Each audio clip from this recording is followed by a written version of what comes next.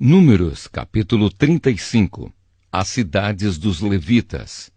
Nas planícies de Moabe, perto do rio Jordão, na altura de Jericó, que ficava no outro lado do rio, o Senhor disse a Moisés o seguinte: mande que os israelitas, das terras que vão receber, deem aos levitas algumas cidades onde estes possam morar e também terras de pastagens ao redor delas. Essas cidades serão dos levitas, e eles morarão nelas. As terras ao seu redor serão para o gado, para as ovelhas e as cabras, e para os outros animais. Os pastos ficarão em volta de toda a cidade, numa distância de 450 metros a partir da muralha.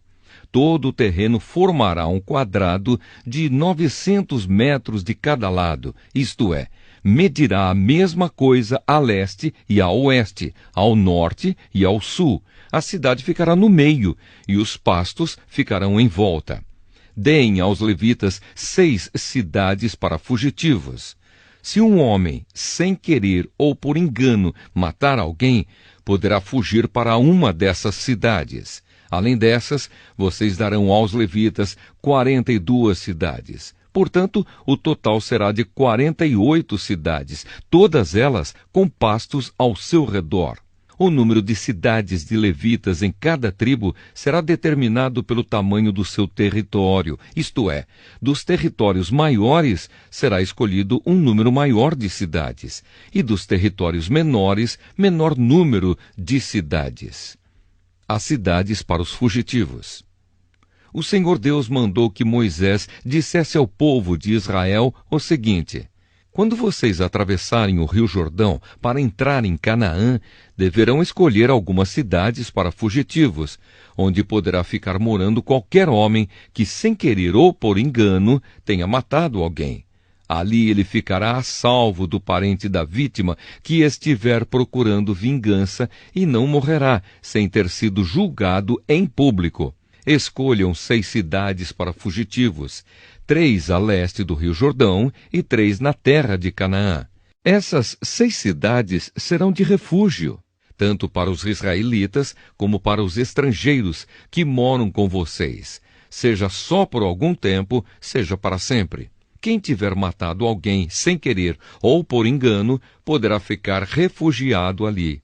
Se um homem ferir uma pessoa com um objeto de ferro, ou com uma pedra, ou com um pau, e causar a morte dessa pessoa, ele é culpado pelo crime e será condenado à morte. Quando o parente mais chegado do morto encontrar o assassino, deverá matá-lo. Se um homem empurrar o outro com ódio, ou jogar alguma coisa contra ele com má intenção, e ele morrer, ou se um homem esmurrar um inimigo e este morrer, o culpado será morto, pois é um assassino. Quando o parente mais chegado do falecido encontrar o assassino, deverá matá-lo.